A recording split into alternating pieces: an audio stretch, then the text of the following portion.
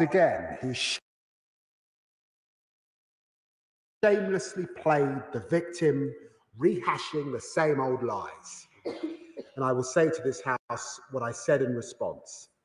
If Russia is serious about a lasting peace that respects Ukraine's sovereignty, Ukraine's independence, and the United Nations Charter guarantees Ukraine's security against future aggression, rejects imperialism, then Britain will listen. No one wants this more than Ukraine. And at the Munich Security Conference, I underlined that Ukraine must be at the heart of any talks about Ukraine's future. And I said the West must learn from our history. Vladimir Putin and his war is no historical aberration. He draws on a Tsarist tradition, the imperialism and authoritarianism of Peter the Great or Nicholas I, and a Soviet tradition. He is, after all, a KGB agent who operates by deception. It was an American diplomat, Mr. Speaker, George Kennan, who warned in 1947 of a deep continuity in Kremlin thinking. It's referred to as the long telegram. He argued that they would only respond to strength. And that was the basis for the policy of containment, a part of which Britain contributed tens of thousands of troops to the British Army of the Rhine. It was this strength, not paper promises, which deterred Moscow from further advances west. Today, let us look at the Kremlin's recent record. The Helsinki Final Act of 1975, betrayed. The Budapest Memorandum of 1994, betrayed. The NATO-Russian Founding Act of 1997, betrayed. The Minsk Agreement of 2014 and 2015, betrayed. This is foreign policy by lies. And we must respond by being true to ourselves and provide the support Ukraine needs to stay strong. Because that is what is needed to secure a lasting peace and to shape our collective security so that Putin never invades again. The UK has a unique role in helping to shape and make this happen. My right honourable friend, the Prime Minister, was in Paris last week talking to our European allies about how we step up support for Ukraine, accelerate work on security guarantees, and take more responsibility for the security of our continent. And in Munich, I spoke to Vice President Vance and Secretary of State Rubio. While in Brussels, my right honourable friend, the Defence Secretary, chaired the Ukraine's Defence Contact Group, where US Defence Secretary Pete Hegseth confirmed that, like us, the US wants to see a sovereign, prosperous Ukraine. Europe must shoulder its share of the burden. With the United States and their unique capabilities, we can deter Putin from attacking Ukraine again, from escalating hybrid Russian attacks in Europe into some form of direct confrontation. So this week, the Prime Minister and I will be traveling to Washington, D.C. to meet President Trump. Ukraine needs friends and allies on both sides of the Atlantic working together to achieve peace through strength. Both President Trump and President Zelensky have spoken of their desire to achieve this. And the Prime Minister will reaffirm to Zelensky in a call today that this is Britain's goal as well.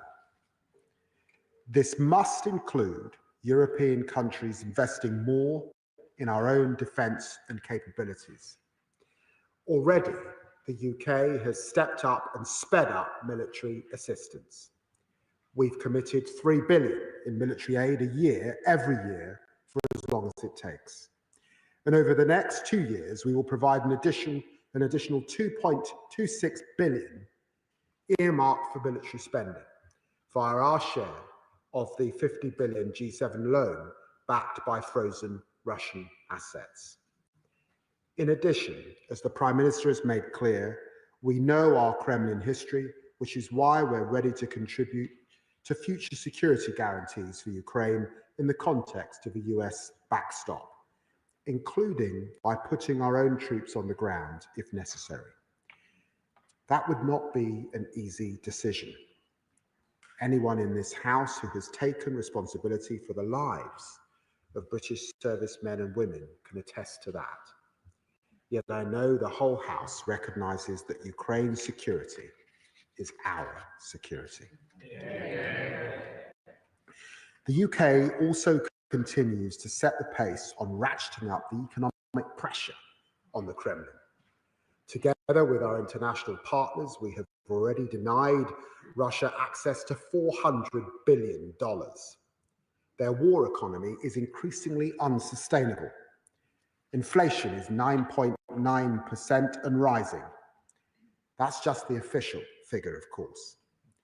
Interest rates are running at 21%. And this year, Russia will spend almost 41% of its budget on defense and security. Today, Mr. Speaker, we're announcing our biggest package of sanctions since the early days of the war. Over 100 targets, including 40 oil tankers, our largest set of ship specifications in a single sanctions package yet, as well as third country enablers pouring money into Putin's war chest, and new legislation imposing additional trade sanctions on Russia too. This will deny Russia access to world-leading expertise needed to maintain its war. And today, the UK is also solidifying our historic 100-year partnership with Ukraine. Signed by the Prime Minister and President Zelensky in Kyiv in January. In February, I saw for myself how much this partnership means to Ukraine and how much potential there is for our collective growth and security. Together, we lay that agreement in Parliament for scrutiny, and I look forward to it entering into force when that process is complete. A clear sign of our confidence in Ukraine's future. Mr. Speaker, this is a critical moment. I want to acknowledge how colleagues have stood united these past 3 years, honourable members from all parties, as well as noble lords in the other place, the Shadow Foreign Secretary, several predecessors as Foreign Secretary. I'm proud of this unity. It's a tribute to our country. Proud of this country's unwavering support to our Ukrainian friends. Proud that the United Kingdom is rightly taking on the responsibility of bringing our allies together. That is how we confront a foreign policy based on lies. How we secure Ukraine's future, secure Europe's future, and face down a Kremlin dictator once again. Slava Ukraini. I commend this statement to the House. Shadow Foreign Secretary David Patel. Thank you, Mr. Speaker. And I'd like to begin by thanking the Foreign Secretary for his statement and the advanced sight of it as well. Because, Mr. Speaker, the House stands united with Ukraine on this absolutely grim milestone. 3 years on from Putin's full-scale invasion of Ukraine, we all think of the innocent lives caught up in this terrible conflict. The civilians mercilessly killed in towns such as Bucha and Irpin and in the east. The young Ukrainian children forcibly deported to Russia. The families of brave troops who have not returned alive from the front line. And all of those, Mr. Speaker, with life-changing injuries, and those who have lost their homes and possessions. When the war started, the UK led the global efforts to back Ukraine and to rightly punish Putin. From training tens of thousands of Ukrainian recruits on British soil to donating Challenger 2 battle tanks and Storm Shadow missiles, to being part of an unprecedented international sanctions response that has deprived Putin's regime of $400 billion US, to being one of the first countries to provide Ukraine with that multi-billion, multi-year pound funding pledge in military aid. The UK has led the way for Ukraine. and our support has made a material difference to Ukraine's ability to hold the line. Never forget that the cost of this war to Putin has been catastrophic. Russia's Black Sea Fleet has been pummeled, and it is likely by the summer that Russia will have incurred 1 million casualties, with Putin desperately turning to North Korea for troops and to Iran for weapons. Meanwhile, as we've heard, Russia's economy is in dire straits. There have been uprisings against Putin's regime, and the central pitch of his leadership, that he was the great restorer of Russia's stability, lies in ruins. Mr. Speaker, the British public continue to rightly stand resolutely with Ukraine, and they expect us as politicians across this House to do so. And I just want to thank again the many thousands who have so generously opened up their homes to Ukrainians fleeing the war, including through the Homes to Ukraine scheme. Genuinely, they've showed the best of our country, the best of Britain. Mr. Speaker, although there has been much debate, and we've heard already, about the course of the conflict in recent days, this war continues to rage. And I urge the government, rightly so, to continue giving Ukraine everything they need, all the hardware they need, and all the diplomatic support to strengthen their hand. And I'm sure the Foreign Secretary with the Prime Minister will do that in Washington this week. There must be no let-up whatsoever. We welcome the announcement today on new sanctions. And can the Foreign Secretary confirm that there are no plans to lift sanctions in the future? And if he discusses the use particularly of sanctions when he goes to Washington this week, and the role of the United States on this sanctions policy, can the Foreign Secretary give us an assurance and update us on whether we should expect to see any new resources and support, either in terms of military aid or humanitarian support in the coming weeks? Now is the time for Britain to lead, as the Foreign Secretary has said, as we did from day one, and ensure that Ukraine is in the best possible position to decide its own future. We should be very clear. It remains ultimately for Ukraine, as a proud and sovereign nation that has sacrificed so much to defend itself, to decide its own future, and that's peace through strength. We want this terrible war to be brought to an end, and like President Zelensky, we want a lasting, reliable and just peace. But the Euro-Atlantic community must continue to be intensely robust in the face of Putin's aggression, because a lesson of the last 20 years is clear, that he only comes back for more. We must ensure that this illegal invasion like this can never happen again. We need a stronger deterrence. We recognise the Prime Minister has commented on the options and the security guarantees in recent days, and I can assure the House that His Majesty's opposition stands ready to engage with this government at every single level. We must lead our NATO allies in Europe, both in the long term. Collective defence and planning must be coordinated to back Ukraine in their fight for freedom. There is already, as the government will know, a fully funded plan to get to 2.5% of GDP on defence by 2030 from the previous government.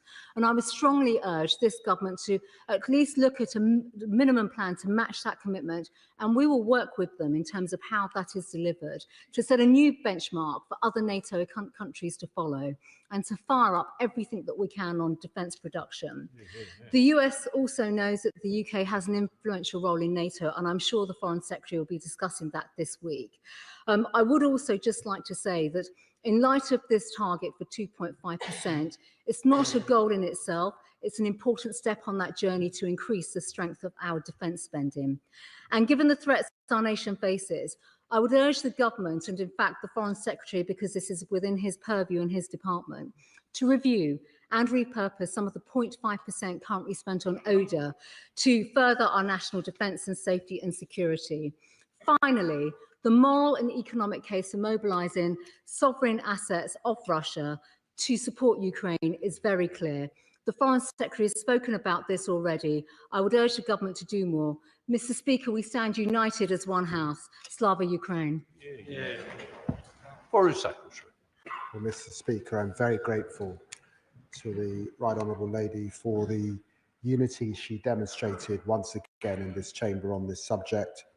And I can confirm to her that, of course, all hardware and military support, all diplomatic support, all humanitarian support continues, and we continue to discuss these issues with our European partners, particularly at meetings at the Munich Security Conference and subsequently, and will continue to do that to ensure that we put Ukraine in the strongest possible position. She rightly mentions the British casualties over these last few years, and there have been 17 British nationals who have served as members of the armed forces of Ukraine who've been killed in action, and we remember them on this day. She also rightly mentions Ukraine and the solidarity that we continue to show with Ukraine. We continue to discuss sanctions, of course, with our European partners. And just as we have announced a sanction package today, the EU, following their meeting of the Foreign Affairs Council, have announced a sanctions package too. This is all to bear down on Putin's war machine. Can I confirm to her that we are continuing also to support Ukraine with an medical aid package for their men and women on the front line? I'm very grateful to the Defence Secretary for making further funds available in relation to that. And she rightly comments on defence spending. We're grateful for the unity that the official opposition is demonstrating on this issue. As we have said, it is very, very clear to all that Europe must pay a bigger part of the burden. In capitals right across the continent, leaders are considering these issues, and we have said we will come forward with our plan shortly, and we will. And of course, in this context, NATO, and we've seen this from the Secretary General, have been very clear from both the burden sharing and the burden shifting environment that we are now in. Thank you very much, Mr. Speaker. In my role as Defence Committee Chair, I get the opportunity to meet many ambassadors, defence ministers, attachés, and other stakeholders here in London, but also at events and gatherings like the Munich Security Conference. And there is considerable consternation and anxiety about whether, amongst them, about whether long-established and hard-earned alliances, rather than a short-term transactional approach, can still be relied upon. And given the reduced American presence, and as we mark the 3rd anniversary of Putin's illegal invasion of Ukraine, full-scale illegal invasion of Ukraine, people are looking for leadership. And I feel that this is our time as a nation to take that lead on defence and security matters in our continent. Does my right honourable friend, the Foreign Secretary, agree that it can be our Prime Minister who takes that lead in our continent while pulling together our transatlantic NATO and other allies in the process? I'm very grateful to the Honourable Gentleman for his question. The UK has been ironclad in its support for Ukraine.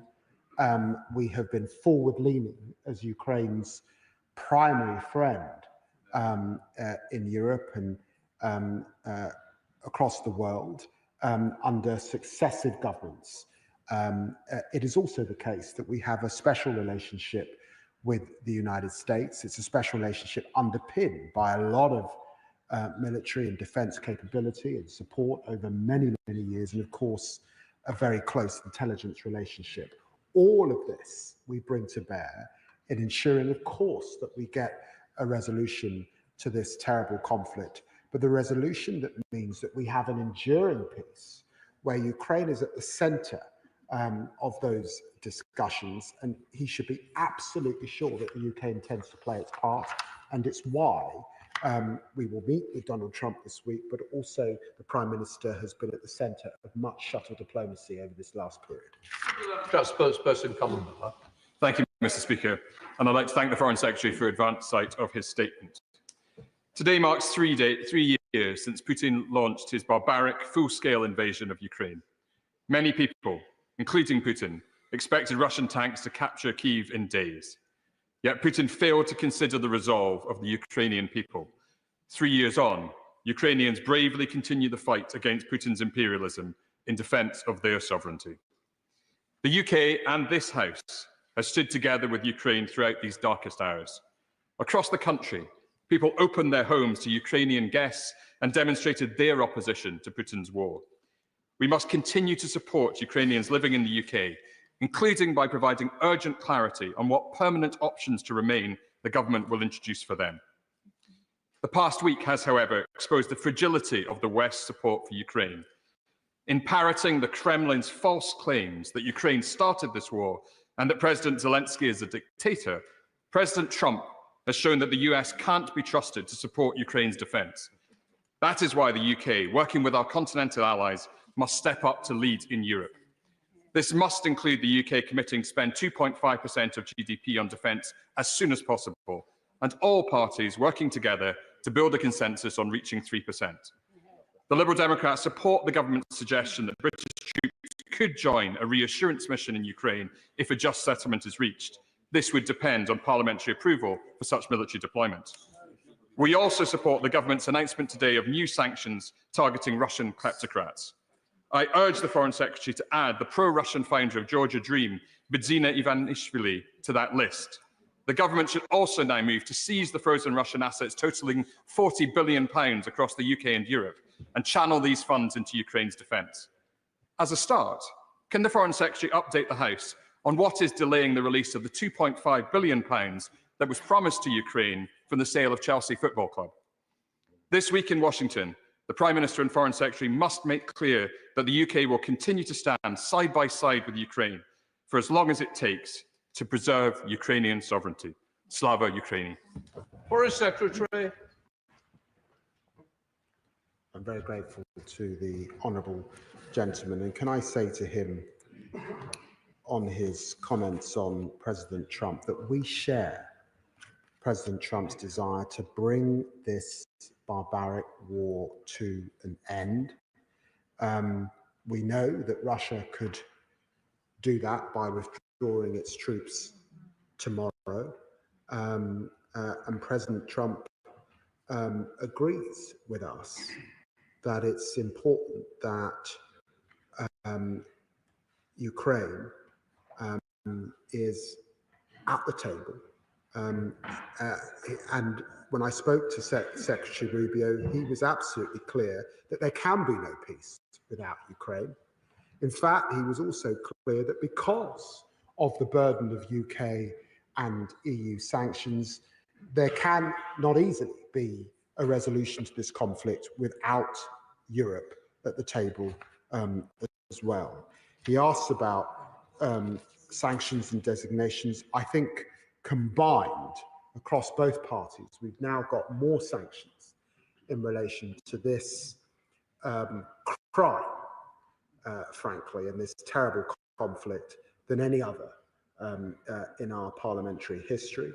I can't comment on future designations, but he will know, and he would have seen from my comments, that our desire is to put Ukraine in the strongest possible position. We know that Putin has used his economy and turned his economy into a war economy, and we know that there are evasions that we will continue to bear down. And he rightly mentions the issue with Abramovich and that money that has been set aside, and we are redoubling our efforts to unlock that money that could be used for the front line to support Ukraine over the course of these next few months. Please. Thank you, Mr. Speaker. I am sure that our Ukrainian allies will listen to the steadfast support in this House and feel heartened, and also notice whose voices are absent from the House at this point in time. But can I ask the Foreign Secretary, just with the press reports of a deal apparently imminent on the Ukrainian mineral deposits for America as the price of continued support, is there anything more that we and our European partners can do? And indeed, has this issue been discussed about how we can stop those eventual products, the crucial metals, ending up in the hands of our enemy and competitor states? Well, the Honourable Lady asks a good question. And I actually discussed this issue with President Zelensky when I was in Ukraine a few days ago. We discussed it in the context of the 100-year partnership that we have just signed with Ukraine. And I do believe that that partnership, which is a unique document in our history, in Ukraine's history, but actually it's a unique document in the context of the world, sets a pretty good guide as to how to strike a relationship across many fronts, a relationship that, of course, will bring big wins for British business over the years ahead, but also for Ukrainian business. We will learn from their innovation. And look, I look forward to the discussions that Ukraine is having with the United States. It's for them to make their own judgments, but I do think the 100-year partnership could be a good guide. Jeremy Hunt. Thank you, Madam Deputy Speaker. Can I thank the Foreign Secretary for the robust and bipartisan approach that he's taking to this crisis? And in that spirit, can I say to him that if the government came forward with plans to reduce the number of adult welfare recipients just to 2019 levels, that would save £40 billion a year. It would mean that on Thursday, he and the Prime Minister could say to President Trump that we were increasing defence spending to 3% of GDP or even 3.4% of GDP as the United States itself does. That would not just secure the future of Ukraine, it would also secure the future of NATO, which is one of the most important challenges facing the government. Foreign Secretary. I recognise that the Right Honourable Gentleman brings tremendous experience to these matters, and he's put those views on the record and in the detailed conversations that, of course, go on across government. I'm sure that the Chancellor of the Exchequer will be looking very closely at them. Debbie Abraham. Thank you, Madam Deputy Speaker. It's clear that the rules-based order established after the Second World War is under extreme threat from oppressors and bullies who think that they can just take what they want. And I'm not just talking about Putin. Why does my right honourable friend think that previous sanctions, and we did have a raft of sanctions brought in 2022, failed to curb Russia? And what more do we need to do to organisations who use different measures to circumvent them? Secretary. Well, the Right Honourable lady refers to the rules-based order. It was an order that was set up not just for its own sake, but because of the tremendous bloodshed and loss of life, including many men and women in our own country who lost their lives across Europe and, of course, in the United States and allies. It served us well, and we have to ensure that we continue to protect it. And she rightly refers to the invasion that we've seen with the Russian shadow fleet, and it's part of the discussions that I have to have with certain states who facilitate this. And it's why also she will see in the announcement I've made more efforts to target dual-use technology that is finding its way out of countries like China and being used against Ukrainian men and women in that country. James Cleverly. Thank you, Madam Deputy Speaker. We need to recognise that the environment in which we operate has changed fundamentally, and therefore our response must change fundamentally. And I very much echo my right honourable friends' calls to increase defence spending now, because we have to send a message to our friends and foes alike that we take defence seriously. And would I urge him to remember the commitments we made to the Ukrainian people when this full-scale invasion took place. Our support to them was not contingent on the support of others. It was absolute. And we should make good on that commitment, because we said things which encouraged the Ukrainians to put their sons and daughters in harm's way. They have stood up their end of the bargain. We should stand up ours. Foreign Secretary. Well, the honourable gentleman is right. We have been Ukraine's foremost friend. We will continue to do that. We have a key role to play because of our special relationship with the United States. And we understand here in Europe that, yes, we want this war to end, but we want an enduring peace. And we've got a long memory in relation to the Soviet Union and Tsarist history, and that guides us on how we secure that peace. Paul Wall. Thank you, Madam Deputy Speaker. This weekend I joined Rochdale's Ukrainian community, a proud, long-standing Ukrainian community, to mark the 3rd anniversary of Putin's illegal war, and also to remember all those who lost their lives to Russian aggression. Our own father, Ben Likikovich, is today joining the PM in Downing Street. Does my right honourable friend agree with me that President Zelensky is a democrat, not a dictator, and the Ukrainian people can never again have their fate decided by other countries carving up their land, as has happened far too often in the past? Foreign Secretary. I'm very grateful. You know, I've met President Zelensky 6 or 7 times over this last period, and he has always struck me as the most courageous and brave of individuals, leading his people to self-determination. And that is something that I think we recognise right across the United Kingdom, and so we stand with him. Mike Martin. Speaker, I was at the Munich Security Conference, and at Munich, it became clear to me when talking with our European allies that they no longer fully trust the Article 5 security guarantee.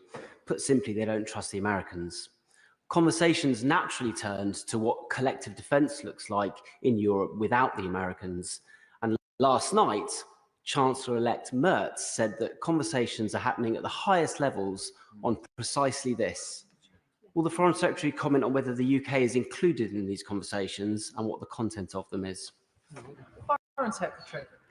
Well, can I just say to the honourable gentleman, NATO has stood the test of time as the greatest modern day alliance we've ever seen, and is strengthened further with Sweden and Finland joining NATO in this last period. And of course, there is a debate in Europe. There is a debate about burden sharing. There is a debate about burden shifting. And there are some who think there's a debate about burden dumping. But it's a great alliance, and we work across that alliance, and successive US presidents, right back to Roosevelt, Obama, and of course President Trump, have rightly said that Europe have to do more, and that is now what we have to do. Derek Twigg. Thank you, Madam Speaker. It has been mentioned about spending and GDP, and I think it's very clear from recent events that we cannot wait to 2030 to get to 2.5% of GDP. In fact, we should be exceeding that. But my question is this to the Foreign Secretary. In the lead up to any negotiations, it's absolutely essential that we ensure that Ukraine is in its strongest possible position, and that includes militarily. Therefore, it's absolutely essential as well that we speed up help and support as quickly as possible. And with that in mind, I understand that the Ukrainian defence industrial base has capacity to increase their weapons and equipment production. Therefore, can we do more to get funding to their defence industrial base to ensure they can produce more equipment and weapons, whereas we're stuck in the problem, we have a problem in terms of our industrial base not being able to gear up that quickly? Foreign Secretary. Well, my honourable friend asked an excellent question about Ukraine's industrial base. And just to give an example of this, drone technology is improving at pace around the world, and the country leading that technology is Ukraine. We have much to learn. We've laid the 100-year partnership. That capacity and capability is part of that partnership. which he will be pleased about. But he's absolutely right. We can't wait. We've got to act now. That is what was being discussed when the Defence Secretary was in Ukraine a little while ago. And it's what I was discussing with Ukraine just in a few weeks. So yes, we will accelerate how both our agencies work together and allocate the funds that are necessary. Andrew Mitchell. The whole House, Madam Deputy Speaker, will want to wish the Right Honourable Gentleman and the Prime Minister a strong and successful visit later this week. He will be able to agree with the President about the importance of all European members of NATO stepping up and playing their part in the very significant figure for increasing defence expenditure, which we all now require to see, while of course never forgetting what General Mattis has said about the important part of the mix that development spending plays in national defence. But I hope there will be no compromise in Washington on the facts of the matter, which are that a P5 member of the United Nations invaded its neighbour in an act we thought had gone out with the last century, has bombed and destroyed its infrastructure, and has butchered and murdered its citizens. Foreign Secretary. Well, the Right Honourable Gentleman reminds the House of the seriousness and the responsibilities that we have as permanent members of the UN Security Council. And we have that seriousness, and that seriousness is underpinned by the UN Charter, which was, of course, breached by Russia. And in doing so, it has made a serious hole in how the UN Security Council works. Let us get beyond that, but in order to do that, Russia should withdraw and should come to the table really with the central issue of peace and making amends at their heart. Jeevan Sander. Madam Deputy Speaker, keeping ourselves safe here means showing Putin we have the resolve and the resources to defeat him. And indeed, we do. In European NATO, our combined GDP around $24.5 trillion. The United States, $27 trillion. Russia has just $2 trillion of GDP. Shall we have more resources and convert them to more fighting forces, tanks, guns, and drones is key. But we can go further. Central bank assets are held across ourselves and our allies. Over £200 billion in total, £170 billion in Belgium, £26 billion here, reserves that Putin could use in the future to rebuild his armed forces. So can the Minister assure me that he's doing everything he can to convince our allies to seize those assets, to keep us safe and to fund Ukraine? Foreign Secretary. Well, the Honourable Gentleman asked a good question. If we're serious about the responsibility of burden sharing across Europe and indeed G7 nations at this time, then one of the issues on the table is moving from freezing assets to seizing those assets. It's a live discussion. There are other ways to find the funds. And of course, this was a topic of discussion at Munich. It was a topic of discussion at the G7, but we must now move from discussion to action. Sir Julian Lewis. I'll resist the temptation of asking the Foreign Secretary if he shares my feeling of disgust at the spectacle of the leader of the free world showering praise and admiration on the killer Kremlin. Instead, when he speaks to his counterparts, will he try and impress on them that the reason that George Kennan's containment policy, to which he rightly referred, was so successful in preventing the Cold War from turning into the Third World War, was that contentious territory was not demilitarized and was not left undefended. It worked in the case of Western Germany, and it will have to be the only way that Western Ukraine can equally be secured for the future. Foreign Secretary. Well, that ran right through Reagan and beyond, that containment strategy that he refers to. And in a sense, it is the conventional way to understand peace through strength. And we would do well to keep it at the front of our minds in the days and weeks ahead. John Slinger. Thank you, Madam Deputy Speaker. Does my right honourable friend agree that the international community must not allow the sovereign nation of Ukraine to be traded like a chess piece by powerful nations, particularly after their brave defence of freedom and the international rules-based system for themselves and the wider world? And that if we fail on this, we risk another peace in our time moment that would, sooner or later, endanger other countries and even our own. Secretary. Well, the honourable gentleman's right, and he knows that Ukrainians felt let down by the Budapest Memorandum. They felt brutally let down by the Minsk Agreement. They cannot be let down again. But he also knows, and we also know, because of that unbelievable Ukrainian spirit, that actually they would fight on with guerrilla warfare if need be. These are the most admirable of people fighting for their self-determination, and the United Kingdom will continue to stand with them. Stephen Flynn. Thank you, Madam Deputy Speaker. The Scottish National Party has stood alongside the people of Ukraine in solidarity, not just for the last 3 years, but for the last 10 years, since Putin, of course, invaded Crimea. And whilst I won't invite the Foreign Secretary to agree with me in the chamber, I'm sure he does inside that President Trump's remarks in relation to Zelensky being a dictator were beyond repulsive. But surely what we all must know is that there is no deal that can be made with Vladimir Putin that he will not break. Does the Foreign Secretary not agree? Foreign Secretary. Well, the honourable gentleman has a point.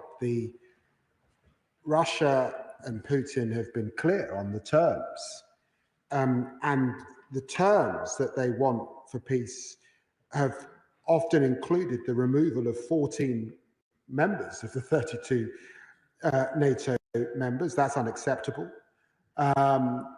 We've seen Finland and Sweden join more recently, and their preconditions for talks have been that Ukraine should effectively give up the territory that they are now in. Such demands, it seems to me, show an utter contempt for Ukrainian territorial integrity.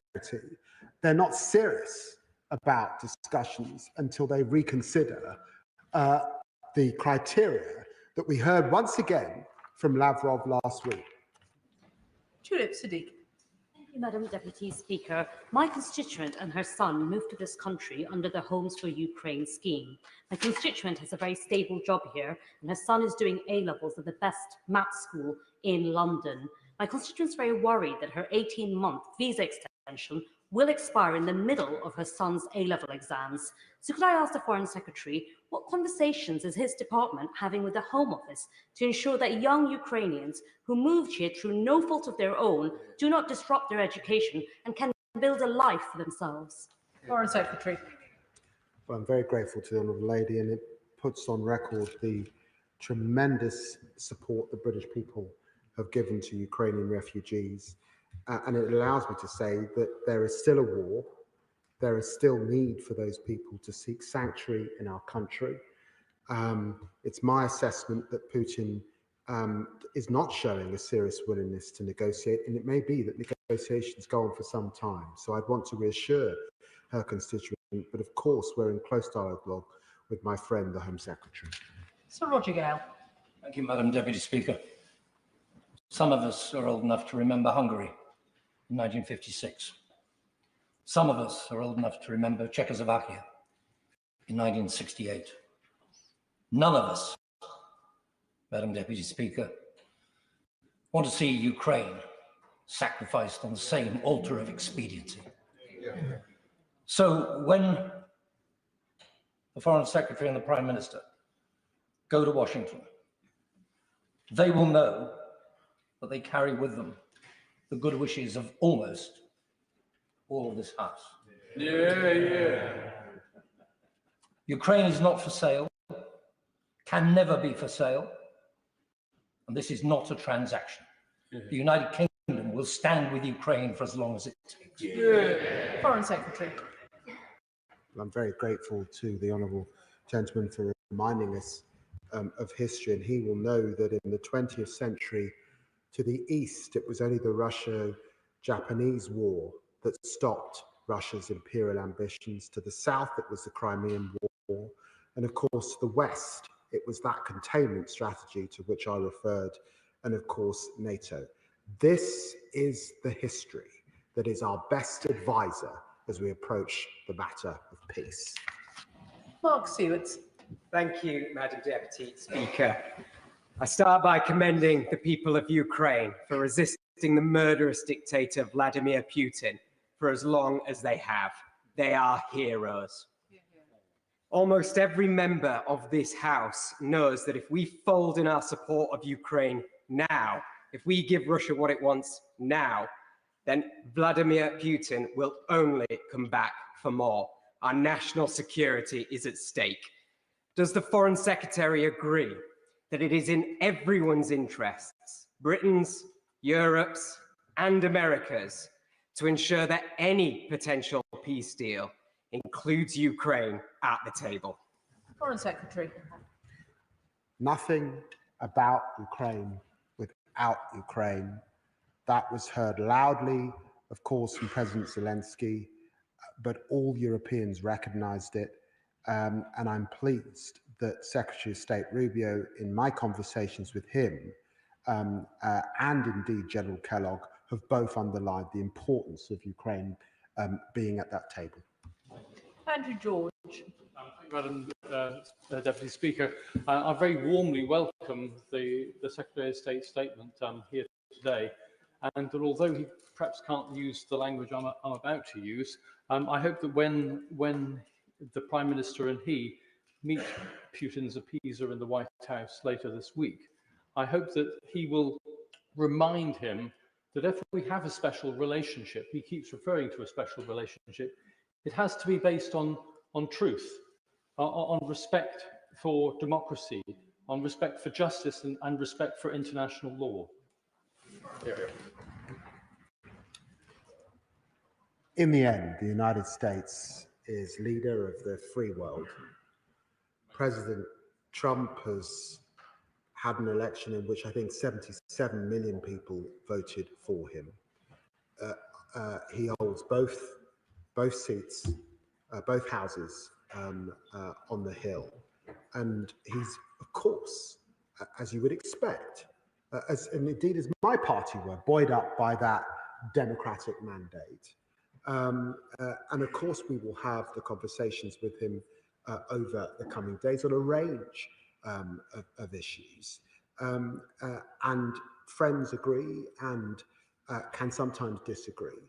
But I think it's definitely the case that we support his desire for bringing this horrendous war to an end. And we will now play our part in Europe to ensure that we raise defense spending, that Europe steps up to the burden sharing that is necessary, because President Trump's analysis also of the huge problems in the Indo-Pacific are correct.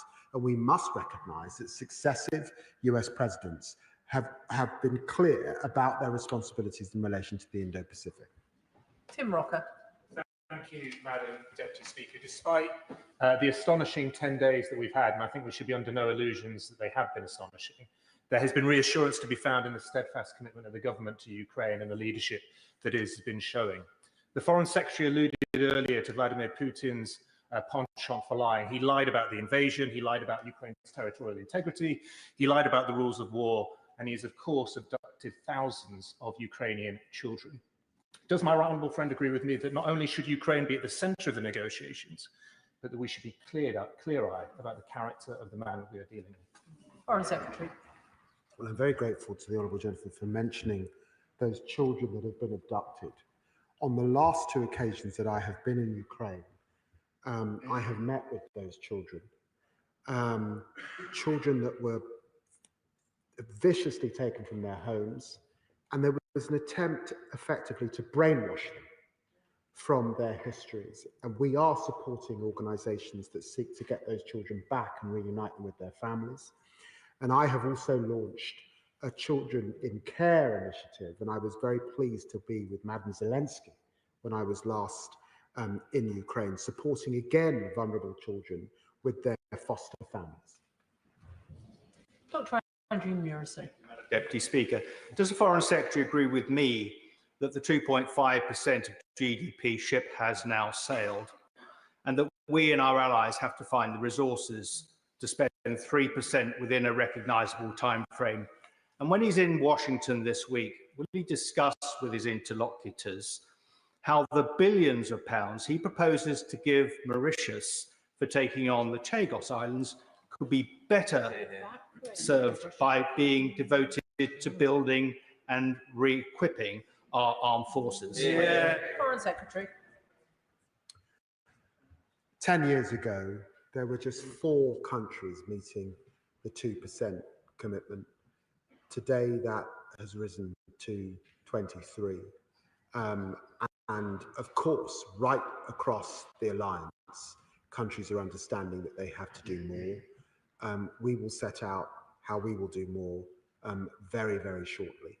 And as the matter today is Ukraine, you'll forgive me, I won't discuss issues to do with Bayat. I'm sure you'll have an occasion, oral questions tomorrow. Calvin Bailey. Thank you, Madam Deputy Speaker. Just over 3 years ago, I flew the penultimate UK mission into Kyiv to deliver material essential to the defence of Ukraine ahead of the illegal full-scale Russian invasion.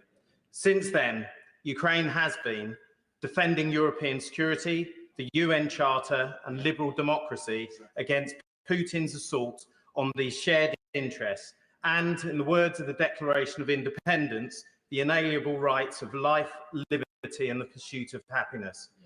Does the Foreign Secretary agree with me that in order to free Ukraine from Putin's tyranny and imperialist ambition, and to ensure the words of the Declaration of Independence are realised for all, that UK leadership in the coordination of European and transatlantic allies is essential? Foreign Secretary. Yes, yes, yes. I say to my honourable friend, and I think all of us pay tribute to our armed forces, to his work in our armed forces. And it's because of that work over so many years, that sacrifice, that I think the spirit of this country guides us to stand solidly with Ukraine on a cross-party basis. He's right to pray and aid, those words that underpin our values and indeed global values as underpinned in the UN Charter. That is what we are fighting for, and we will not give up. Sir Desmond Swain. Does the Secretary of State regret recanting the original views that he expressed in assessing Trump? And can I urge him that when the time is right, and it certainly isn't any time now, he will consider following the example of Archbishop Cranmer by plunging the offending hand first into the flame? Foreign Secretary.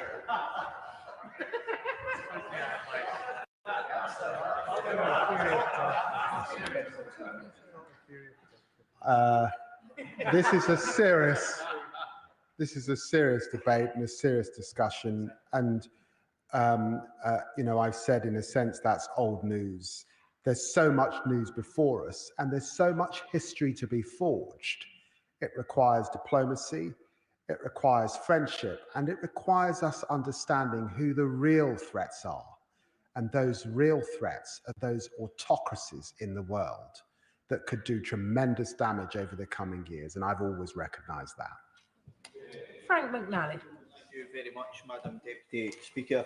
As has been replicated across the country, people in Coatbridge and Bellshill have opened their doors to those forced from their homes due to Putin's illegal attack, and public authorities have stepped up also. North Lanarkshire Council has provided homes and supported integration for more than 200 Ukrainian families at the High Courts Tower in my constituency, which has been recognised nationally for helping to deliver stability and belonging. As we continue to push for a just peace, then following my honourable friend from Hampstead and Highgate, will my right honourable friend commit to working with the Home Secretary, devolved governments and other key stakeholders to ensure safe harbour for those families so cruelly and viciously targeted by Putin's barbarism? Foreign Secretary. I can assure the right honourable gentleman that that will be the case. I continue to work closely with the Home Secretary.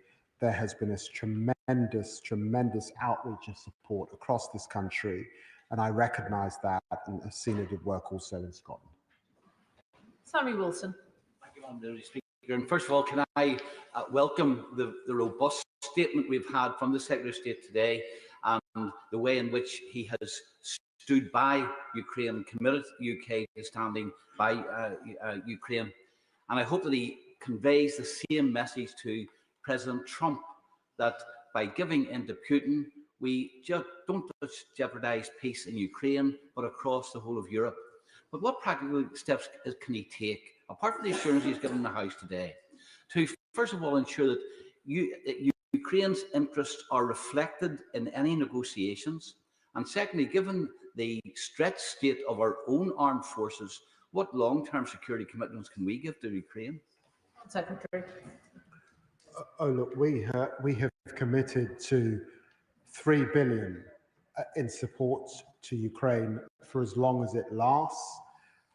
They've asked for more munitions. We've supported them. They've asked for particular missile capability. We've supported them. And we will continue to do that because this war is being waged on the front line. It's a war of attrition. And we need, notwithstanding any discussions or talks about talks, we need to be there with them. And I can just guarantee the honourable gentleman that we will continue to do that. Melanie Ward. Thank you, Madam Deputy Speaker. I was present at the Munich Security Conference where it felt like the world changed around us and the consequences could not be more serious. I welcome our government's announcement today of fresh sanctions on Russia, and given the absence of some on the benches opposite, I'm sure the whole House will be able to agree that it is President Putin and not President Zelensky who is the dictator.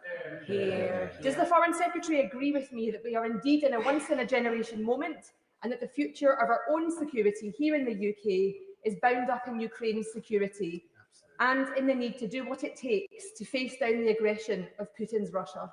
Foreign Secretary. I'm very grateful to the honourable lady, and she's absolutely right.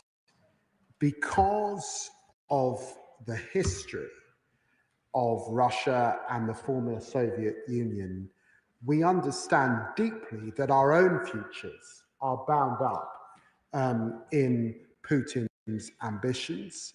We also understand, by the way, that there are many valiant people resisting Putin in Russia. I met with Mrs. Navalny at the Munich Security Conference. And so our fight is not with the Russian people, it's to support the Russian people. Our fight is with Vladimir Putin. Saqib Bhatti. Thank you, Madam Deputy Speaker. When Putin invaded 3 years ago, he thought it would be a matter of weeks. 3 years on, Ukraine is still standing. And I'm proud of how we as a House, as a nation, and many of my constituents stood up for Ukraine. And I commend them for that. My right honourable friend, the Shadow Foreign Secretary, asked a question around the sanctions, and I didn't hear an answer from the Foreign Secretary on this, so perhaps he'll be able to shed some light on this. When the Prime Minister meets with President Trump, will he be raising the issue of the new sanctions, which I welcome, and will we be urging the US to follow suit? Foreign Secretary.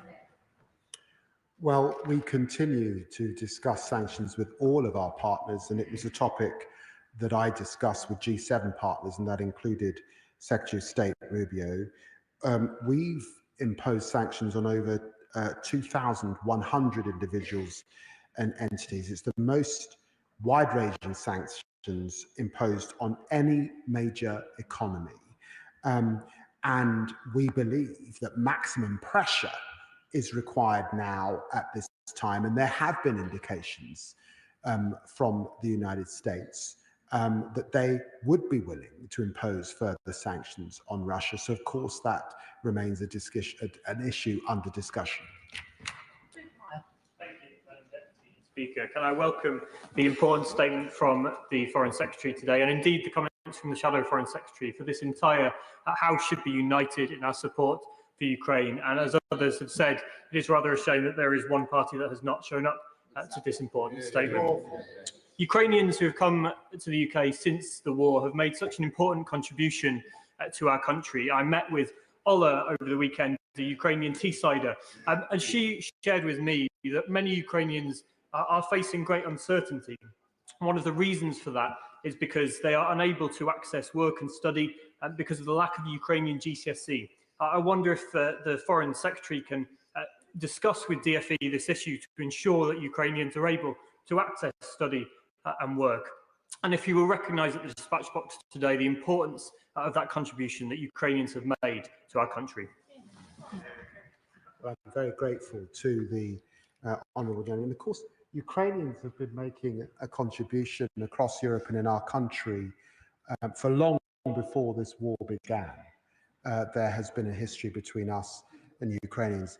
He makes a very good point in relation to the Ukrainian language, but I might say I've met many Ukrainians and I admire the way that they've so quickly learnt the English language. But I will take forward the recommendation he makes to the Education Secretary.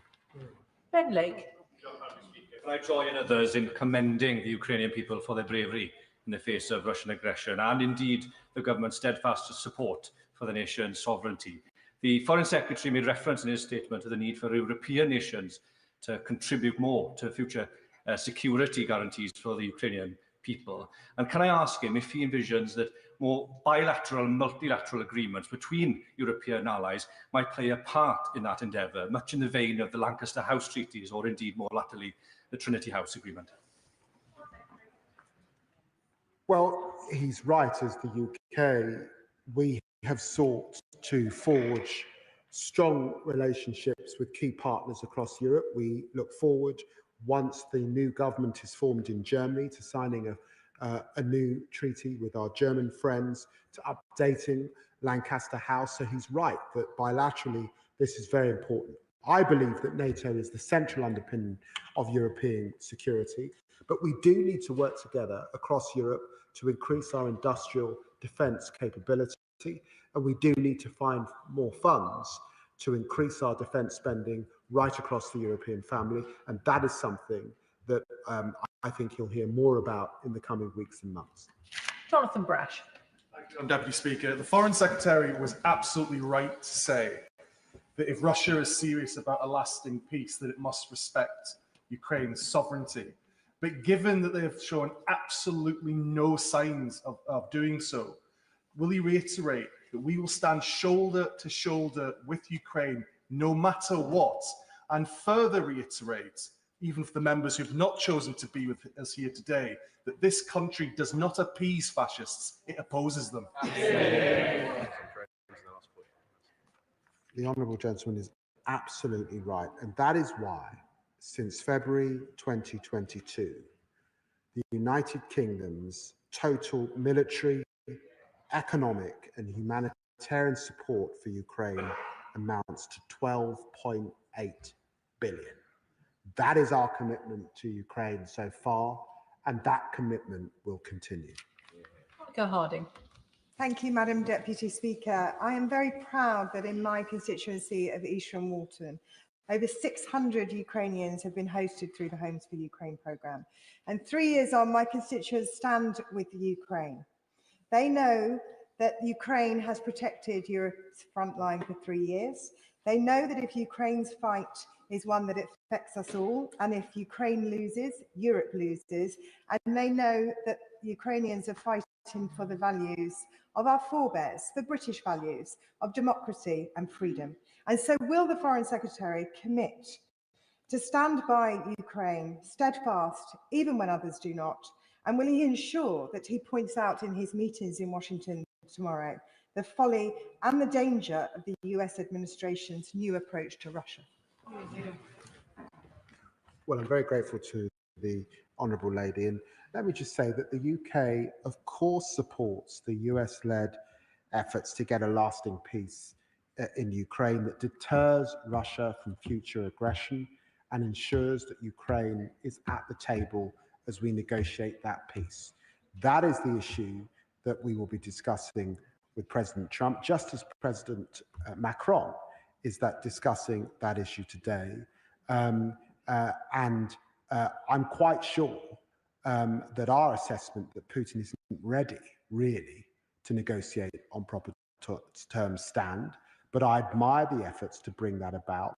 And of course, the US plays a central role in achieving that. Kevin Bonavere. Thank you, Madam Deputy Speaker. Today, we pay tribute to the people of Ukraine fighting not only for their own freedom, but for the freedom of all Europe. The Foreign Secretary said we must learn from history. Over 80 years ago in Munich, this country and others talked away the future of Czechoslovakia without it being there and stripped it of its vital resources. And we all know the tragic consequences. Today, there can be no peace without Ukraine, and there can be no enduring peace without security that this country and other NATO allies can give to it. The honourable gentleman puts his remarks very well, and I agree with them. Sir Alex Shelbrooke. Madam Deputy Speaker. Madam Deputy Speaker, I can barely believe I've got to say this to the Foreign Secretary, but he'll be unaware that in past moments, the United States has just voted against the UN resolution condemning Russian aggression in Ukraine. What? I understand fully the position that the Foreign Secretary and the Prime Minister are in the approach they've got to take in Washington this week. But we do know that President Trump listens to people who last spoke to him. So can I ask the Foreign Secretary that he outlines two very important points. The first point is that European military assets, not NATO assets, European military assets are often used to support American operations in the Indo-Pacific, something that the American military really appreciate, how we put our shoulder to the wheel. So this isn't just the Americans only ever supporting Europe, we also help the Americans. And last week, I and several honourable members and noble members were at the NATO Parliamentary Assembly in Brussels, where it was made clear that at the Hague summit, they are going to present what's actually needed for European defence rather than just targets of GDP. So may I also say to the Foreign Secretary to advise the Prime Minister that it will be important that he takes a position with the President of the United States to say if those demands do add up to more than 2.53% of GDP, that our country will set itself on a path within the time targets to achieve those. Yeah. Can I just remind members that if we're going to get everybody in, shorter questions would be very helpful and shortish answers, please. Foreign Secretary. Well, he mentions the Indo-Pacific, and it's important that we remember AUKUS in relation to that and our critical partnership with Australia and the United States. And quite rightly, he mentions defence spending. Much has been said in this chamber, and much, I'm sure, will be said when we go to the United States. Chris MacDonald. Madam Deputy Speaker, and I'd like to thank the Foreign Secretary for a very strong statement. He said that Ukraine's security is our security. Does he also agree with me that this is a fight for democracy, one where we need to tackle misinformation both at home and abroad, and where we need to maintain our steadfast commitment to Ukraine's sovereignty? Yeah. Well, I'm very grateful to the gentleman mentioning that, because there is a hybrid warfare taking place as we speak. Countries like Moldova are at the forefront of it, with sabotage and attacks constantly on their infrastructure, on their internet services, a hybrid warfare, and of course it's taking place against our own country. So he's absolutely right. This is not just a hard war and a hot war, it's a hybrid war, and we have to be vigilant. Adrian Ramsey. Thank you, Madam Deputy Speaker, and I welcome the Foreign Secretary's statement. It is indeed important that we have cross-party support across this House, standing in solidarity with Ukraine and being clear that Ukraine must be front and centre of the peace talks which must take place. But it's deeply disturbing to see some of the comments that we've seen from President Trump, including the absurd claim that Zelensky is a dictator, the ridiculous suggestion that Ukraine started the war. So therefore, when the Foreign Secretary and the Prime Minister go to Washington later this week, Will they make clear to President Trump that Ukraine must be at the centre of these peace talks and that the Ukrainian people have an absolute right to self-determination? Yes, there must be no negotiation about Ukraine without Ukraine. As I've said, we've seen very little sign that Putin is abandoning his goal of subjugating Ukraine. Russia's continued to escalate this war, including through deploying, of course, DPRK troops and barbaric attacks daily on Ukrainians, innocent civilians, and their infrastructure and energy supplies. Josh Dean. Thank you, Madam Deputy Speaker. On Saturday, I joined Ukrainian families and residents in Bishop Stortford to remember those who have lost their lives and suffered throughout this conflict ahead of the 3rd anniversary. A reminder that in Hertford and Stortford, as across the country, we stand firmly with the Ukrainian people. So as we mark that 3rd anniversary, will the Foreign Secretary reiterate to the Ukrainian families who have found safety in my constituency, and indeed all Ukrainian people, that this government will continue to advocate for Ukraine's sovereignty and for it to be given a seat at the table right at the heart of any future negotiation? Well, the honourable gentleman's constituency is a constituency I know well, and I'm very pleased to give his constituents that affirmation. Alistair. Speaker, no member of this House should be in any doubt as to who the aggressor is in this situation, as to who the dictator is, and as to who started this war. And no one should give cover to that dictator who started this war. The Prime Minister has said that he anticipates, if there's a peace, a post-peace situation, where there will be British troops on the ground in Ukraine, with what he termed a US backstop. Does the Foreign Secretary agree that the prospect of a US backstop would be greatly enhanced if the European nations began to more thoroughly shoulder the burden financially that has been shirked in recent years? Yes, I do. Yes, I do. I think that there was complacency in that post-Cold War period across the European families. And at this dispatch box, we've lamented that the United Kingdom has fallen to 2.3% of GDP. So he's right. This is the time to step up. This is the time to demonstrate peace through strength. And look, if you're in the Baltic nations, you're very, very clear about your responsibility at this time. Jonathan Hinder. Thank you, Madam Deputy Speaker. And like the Foreign Secretary, I am incredibly proud of the role that the UK has played in supporting Ukraine. I'm especially proud of the role my constituents in Pendle and Clitheroe have played in welcoming Ukrainians into their homes and into our community. But if we are to stop Putin, Britain must get real on defence. Does the Foreign Secretary agree with me that we must now urgently rearm well beyond the existing 2.5% target, and so that with our European allies, we can protect our precious democracy? Well, as I said, we'll set out defence spending, further defence spending shortly. Claire Young. Thank you, Madam Deputy Speaker. Those NATO countries bordering Russia are understandably stepping up their defences without waiting for others to take action. So can the Foreign Secretary update the House on what discussions he has had with those countries? Well, I met with the Polish Foreign Minister at the Munich Security Conference and Baltic colleagues to discuss these very same issues. And she's absolutely right. Those countries have been aware of the threat for some time. And it allows me to say that when we talk about security guarantees in relation to Ukraine, of course, it's also important to recognize NATO's eastern flank. And many of those countries would have to know that they are supported on efforts to give US security guarantees. And that's why the US backstop is so important. Colin Eastwood. Last week, along with other members of this House, I met with Ukrainian parliamentarians at the OSCE in Vienna.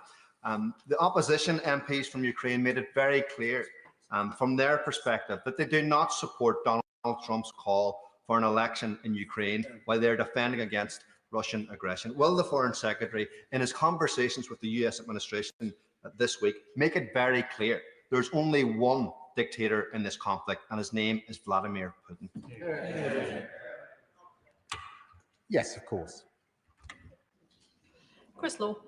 Thank you, Madam Deputy Speaker. On the 3rd anniversary of Putin's brutal and full-scale invasion of Ukraine, I welcome the United Nations just passed a resolution condemning Russian aggression in Ukraine. However, in the last 15 minutes, and it will shock this House, it was opposed by Russia and the United States.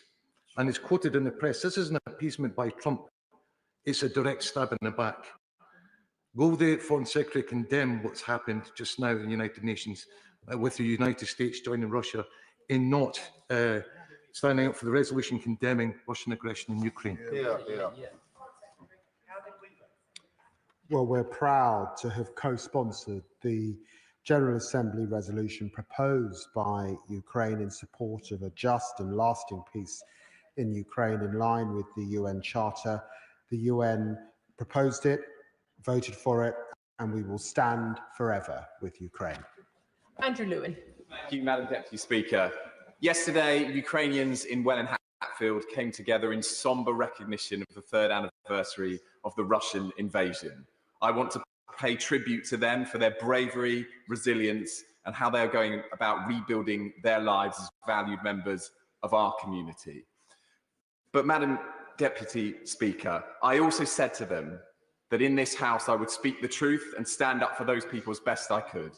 And would the Foreign Secretary agree with me that we need to say loud and clear from this dispatch box that there was one person who was an aggressor, there was one person who is responsible for the death and destruction, and there is emphatically one person who started this war, and his name is Vladimir Putin? Absolutely. The honourable gentleman's absolutely right. And you know, when I was in Kyiv, very close to President Zelensky's office, there is an apartment block that was blown up in a few weeks ago, and a couple lying in their bed asleep were killed. That is the awfulness of this war. And of course, he will also recall that when the Prime Minister visited, Putin also sought to fire missiles into Ukraine. It's a brutality that is grim and unbelievable, and of course we must continue to stand up to it. Wendy Chamberlain.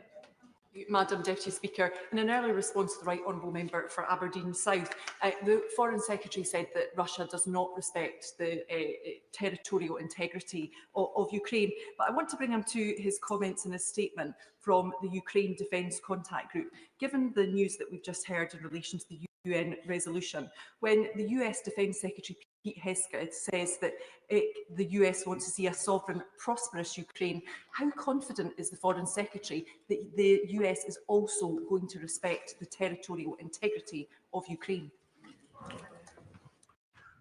I'm very pleased that the US is attempting to bring this horrendous war to an end. That does require conversations with Russia.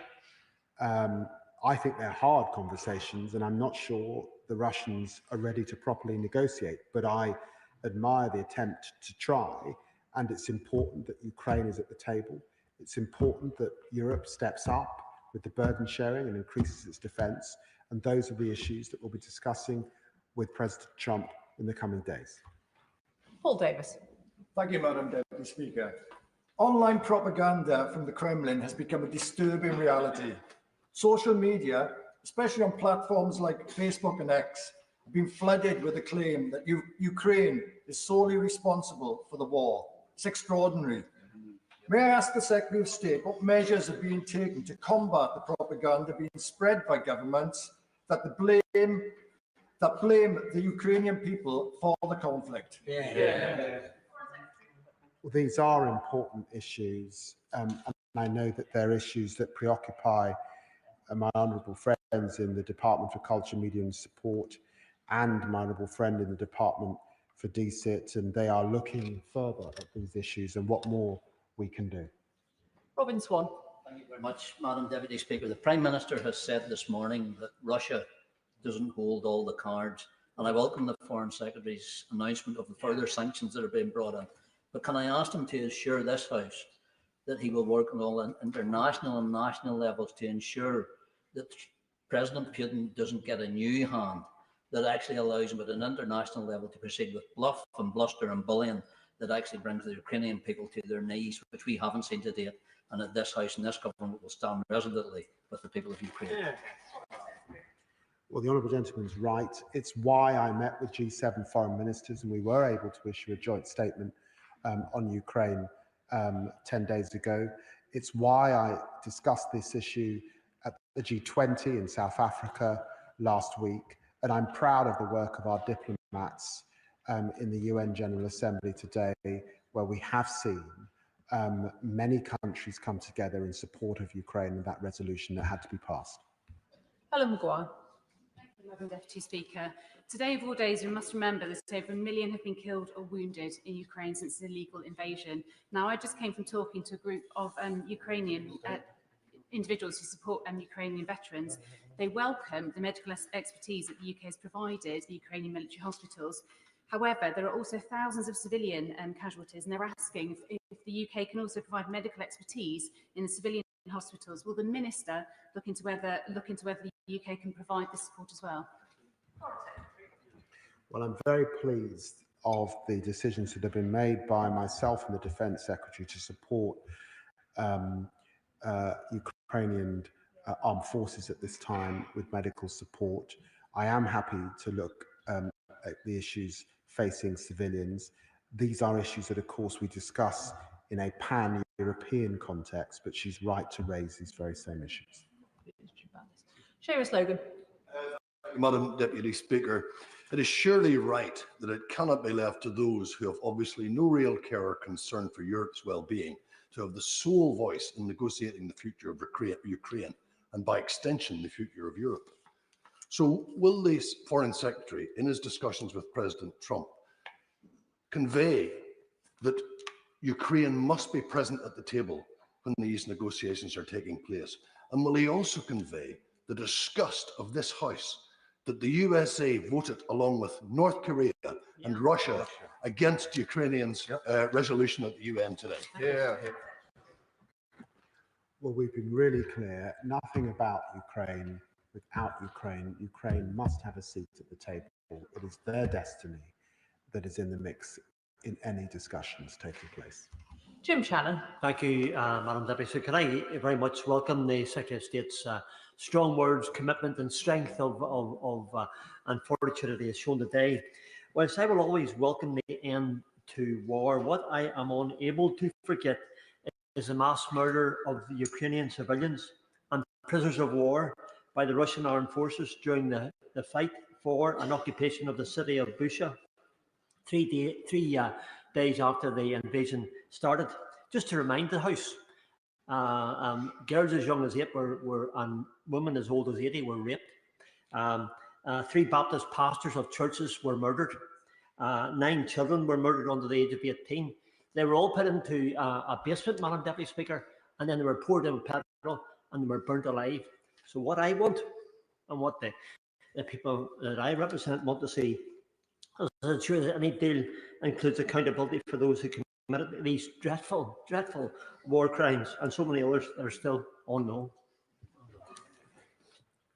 Well, I'm very grateful to the honourable gentleman for reminding us of the massacre at Bucha.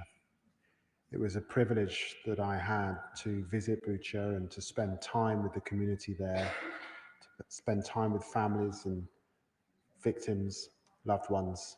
It was a horrendous act. It was a criminal, barbaric, inhumane act. And he's right that we have also in this country led on the issue of justice and accountability, and we will not let that go. Bless you. Can I thank the Foreign Secretary for the statement this afternoon. Members who wish to leave the chamber can do so quickly and quietly.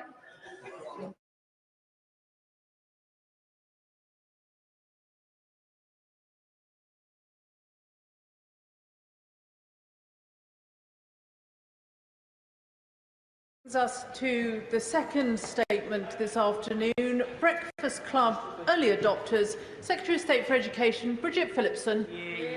Thank you, Madam Deputy Speaker. With permission, I will now make a statement to update the House on this government's work to deliver free breakfast clubs and give every child the best start in life.